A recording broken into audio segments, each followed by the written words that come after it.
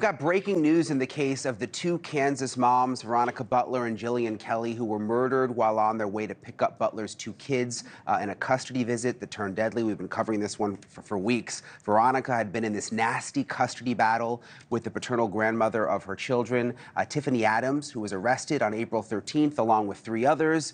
The group, known to call themselves as God's Misfits. Well, today, a fifth suspect in connection with the murders, this man you see right here, was also now arrested. 31-year-old, he's a father of three. Paul Grice is his name.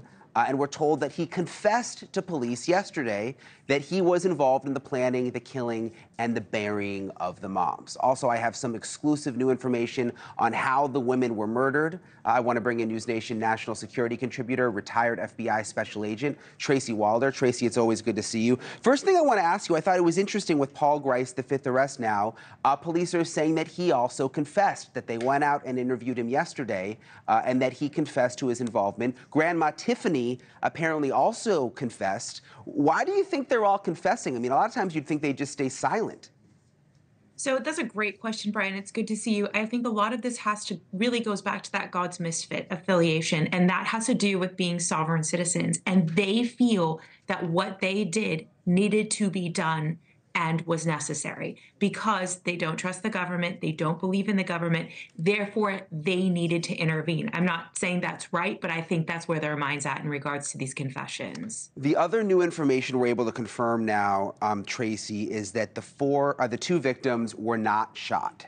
We don't know the exact cause of death or how they died, but we did confirm through the medical examiner that they were not shot. What do you make of that? Because when I first heard that, I don't know, my heart went out to, I'm just thinking, I think it might have been a very, very brutal killing. You're kind of hoping if they were shot, it was quick and painless.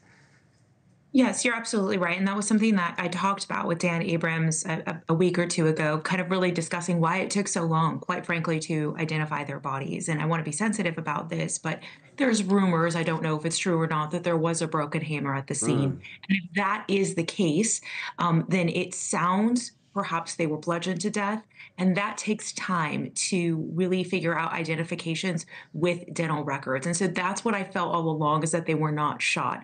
They were beaten in some way, which is absolutely horrific. Yeah, and we've also reported that there were large puddles of blood at the scene where the car was discovered, and that there was also blood inside the car. So it's looking more and more like it was really just a brutal, brutal murder. I want to take you inside the mind of this new suspect, though, Paul Grice. And you mentioned God's Misfits, this anti-government religious cult group they were a part of. We managed to get our hands on a land record that Paul filed last summer. This was a public document, and I want to read you part of it, Tracy, because it gives you an idea of what he thought and believed and what kind of person he was. It says, "I repudiate and revoke my citizenship, if any ever existed, with the legal fiction known as the United States government. I claim my children as my God-given property and subject to none other. Government did not create my children and therefore does not control my children. God created my children in their mother's womb with my sperm and are my creation,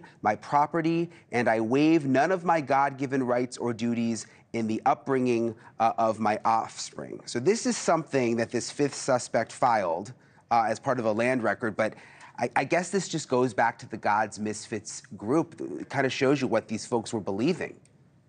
Right. And so what really the key where there's that legal fiction, that's how they view society. It exists not in real life. It is just simply a construct that was made by someone that they don't have to answer to. And that's really kind of what the sovereign citizens are about too, although I know it's kind of two separate groups that we're looking at here.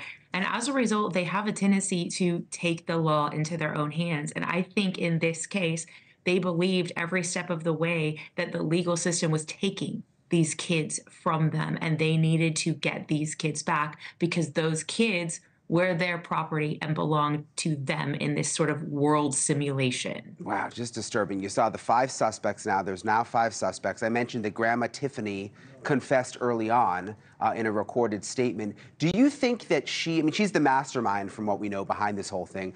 Do you think she's trying to work a deal behind the scenes? Because the death penalty could be on the table to avoid the death penalty. Is she the reason that they figured out that Paul Grice had enough involvement to be arrested? You think she's talking to them right now behind the scenes?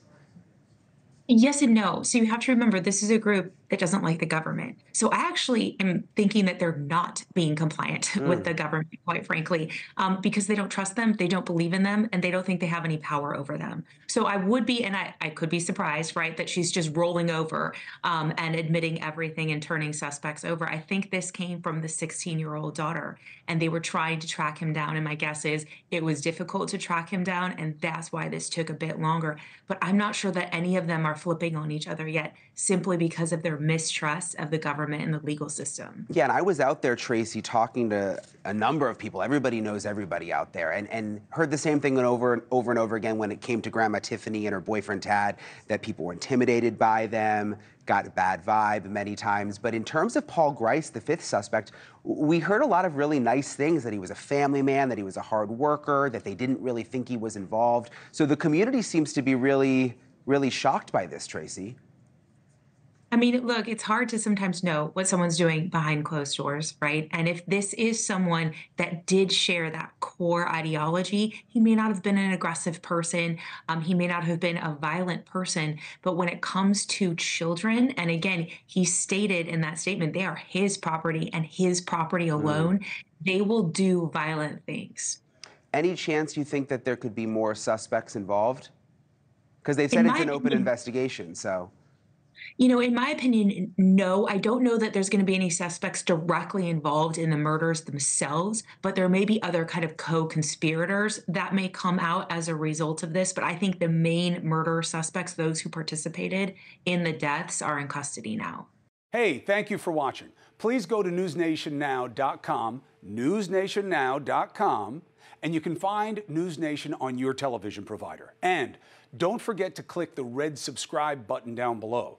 Then you will get more of News Nation's fact-driven coverage.